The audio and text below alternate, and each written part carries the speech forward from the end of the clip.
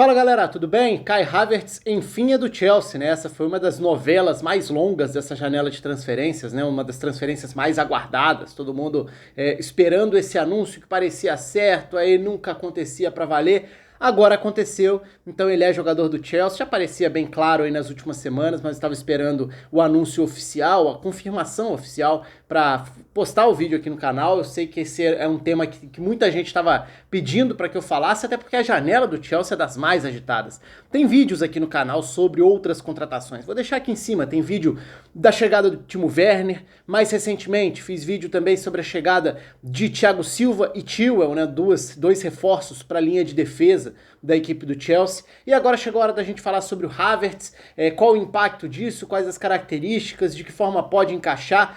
Acho que é um tema até tão amplo que de repente eu deixo para um próximo vídeo para a gente tentar montar a estrutura do que pode ser esse Chelsea, porque são tantas as possibilidades do meio para frente, pensando de que forma o Lampard vai encaixar, as características individuais, as ideias coletivas, as variações táticas. De repente eu faço um outro vídeo sobre isso. Deixa aí nos comentários se vocês se interessam por isso também. Aliás, se inscreva aqui no canal, clica aqui embaixo se você ainda não se inscreveu. Aproveita, ativa o sininho da notificação também, deixa a curtida no vídeo e comente de que forma você acha que Kai Havertz vai se encaixar jogando no Chelsea, de que forma você acha que o Lampard vai escolher essas opções que ele tem, e agora são muitas do meio pra frente, na hora de formar esse ataque.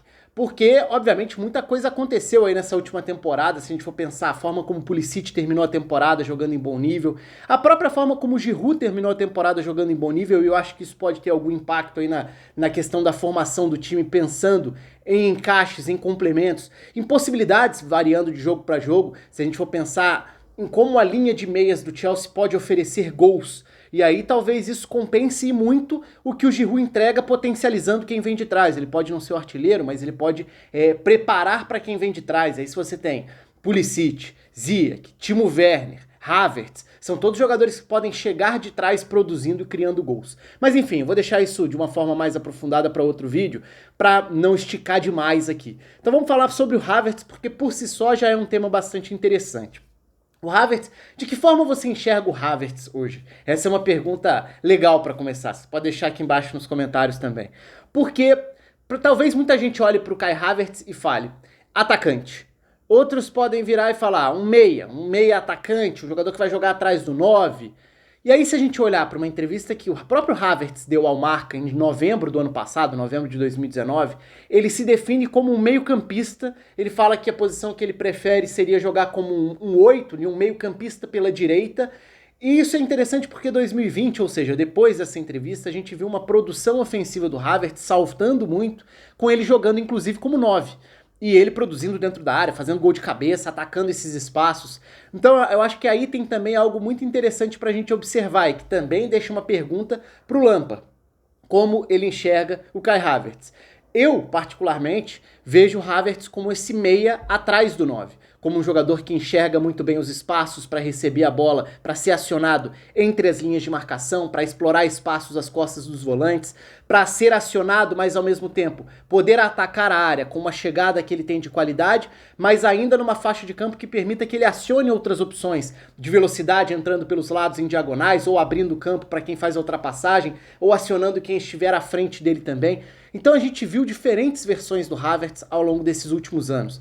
E a gente tá falando de jogador de 99, né? Um jogador que tem 21 anos apenas. Então apesar dele já estar aí no radar há muito tempo, né? Ele surgiu muito novo, virou meme, virou piada e história naquela época em que ele acaba desfalcando o Bayer Leverkusen porque tinha prova na escola. Então foi um jogador que surgiu muito novo e é uma das principais promessas, é um dos principais talentos dessa geração alemã. Então o Chelsea sim, contrata um jogador de muito peso, de muito potencial, mas que talvez ainda não tenha definido exatamente qual jogador ele vai ser. Não que isso seja um problema, porque se ele pode render bem em várias, isso não deixa de ser uma virtude também. Agora, talvez agora por conta dessa concorrência e de um elenco preenchido que o Chelsea tem, talvez a gente precise olhar de uma forma um pouco mais clara para quais serão as características, as virtudes e o encaixe dele dentro da equipe. E aí tem muito a ver também com o Lampard ser um técnico muito flexível, porque a gente viu o Lampard escalar o time de diferentes maneiras. E acho que nessa temporada isso deve continuar acontecendo, e isso é legal do ponto de vista do treinador que se adapta, que mexe, que não fica preso a uma forma de jogar e que consegue criar repertório para funcionar de diferentes maneiras, até porque os adversários são diferentes, os cenários dos jogos são diferentes. Mas e o Havertz nisso tudo? O Havertz vai jogar como um 9? Até pode, dependendo do adversário, dependendo do cenário, se for dentro de uma ideia de tirar a referência de uma zaga adversária para ter um jogador mais móvel como 9, eventualmente abrindo espaço para quem vem de trás para infiltrar, por exemplo, um Timo Werner. Ele pode jogar atrás do próprio Timo Werner se o Werner for o 9. Ele pode jogar lado a lado com o Werner se for para jogar como um 10 ali, e o Werner como um ponta pela esquerda. Mas aí a gente já começa a se perguntar, mas e o Pulisic? Ficaria fora com um ótimo nível do fim da temporada? Partindo do princípio de que o Ziyech, em tese, é esse meia aberto pela direita. Um outro cara que eu acho interessante se a gente considerar que o Havertz se enxerga como um 8, em tese, um meio-campista, aí a gente já começa a esbarrar numa outra faixa do campo, que é a faixa dos meio-campistas, já que esses outros que eu citei são meias, pontas, outras características. E aí a gente começa a esbarrar um pouco na questão do próprio Mason Mount, que é um jogador extremamente importante, acho que com características um pouco diferentes das características do Havertz. Mas talvez o Lampard enxergue o Havertz de uma forma, com uma identificação, de certa forma, com o que o próprio Lampard foi. Se a ideia é ser um meio-campista que produz gols, que faz muitos gols e que tem essa chegada, a gente está falando basicamente da descrição da carreira do Lampard, né? Que era justamente esse 8, inclusive na camisa, mas era esse meio-campista de muita chegada, de muito ataque a uma zona de definição das jogadas. E se o Havertz jogar por ali, talvez ele não seja exatamente um armador de jogadas do ponto de vista de distribuição mais recuada no time, mas ele pode ser esse elemento que vai atacar o espaço e produzir gols, chegando, batendo, achando assistências, atacando a área. Então, acho que a grande questão aí vai ser, dentro de uma estrutura coletiva que a gente ainda não sabe qual é e quais serão as escolhas do Lampard em busca de um equilíbrio coletivo, de que forma o Havertz vai ser mais potencializado nisso. Então, eu repito, assim, ele pode jogar como esse meio-campista, eventualmente num trio de meias, num trio de meio-campistas ali, ele pode ser dos três o de maior chegada à frente. Então, participando um pouco menos, não necessariamente sendo esse 10, esse meia avançado, ele mesmo fala nessa entrevista que eu citei do Marca, que ele não se vê como um 10 clássico, mas que ele é um jogador que tem essa chegada ali. E acho que é mais ou menos isso mesmo. Ele não é aquela figura do 10 clássico, até porque eu acho que hoje, cada vez menos, a gente tem essa figura, até pela intensidade e pela mobilidade, pela intensidade que é necessária para quem ocupa esse espaço do campo, porque se você é um jogador mais parado, menos móvel, você facilmente vai ser cercado num espaço que fica mais congestionado do campo, que é a área dos volantes adversários. Então, ou você vira um meio-campista que retorna para fazer essa saída, ou você vira um jogador de mobilidade para atacar espaços, para chegar à área, para definir ou cair pelos lados. Eu vejo o Havertz mais nessa segunda opção. Um jogador que pode ocupar essa faixa de campo não parado ali, e sim explorando os espaços que aparecem e também atacando uma zona mais avançada do campo. Enfim, a gente vai ter que esperar para ver, são muitas as possibilidades. Eu falei do fato dele jogar como meio-campista, possivelmente esbarrar um pouco no Mount, aí a gente entra nessa questão de como montar o time e das várias opções que o Lampard tem, porque aí, será que vai ser mesmo o Mason Mount? Como vai ficar o meio-campo? Você tem Kanté, o Kanté terminou a temporada jogando como um primeiro, né, como esse volante à frente da defesa, o que era uma novidade, inclusive, porque não era a função dele até então no futebol inglês na maior parte do tempo, quase sempre ele atuava numa dupla e não como esse à frente da defesa, mas não deixa de ser uma possibilidade em busca de um equilíbrio, de uma cobertura no momento sem bola também.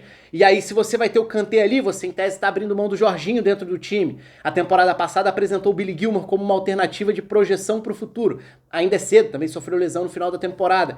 Aí você tem o Kovacic, que pode ser esse elemento da saída de bola. Não como o primeiro, mas como um segundo, voltando à esquerda. Ele vai ficar no time, ele não vai ficar no time. Enfim, são várias as possibilidades de montar realmente esse time. Acho que dá para fazer um vídeo mais aprofundado nas características, nos encaixes, em como esse time pode ser montado. Mas o fato é que o Havertz chega como uma grande contratação, um garoto de potencial que já mostrou muita qualidade na Bundesliga ao longo dos últimos anos e que agora chega para trabalhar com o Lampard, que então não deixa de ser também um casamento interessante de observar. Quero saber de vocês aí, o que vocês esperam do Havertz na Premier League, o que vocês esperam da função que o Lampard vai determinar ou estabelecer para que o Havertz atue, se ele vai funcionar melhor como 9, como meia, como meio campista, em que faixa do campo, afinal de contas, realmente é um jogador bastante complexo, ao mesmo tempo interessante por tudo que ele já mostrou nesse início de carreira, ainda muito jovem. Aliás, o Chelsea conseguindo concentrar aí duas das referências ofensivas da nova geração da Alemanha, né? Timo Werner e Kai Havertz. Participe aí, um abraço, até a próxima.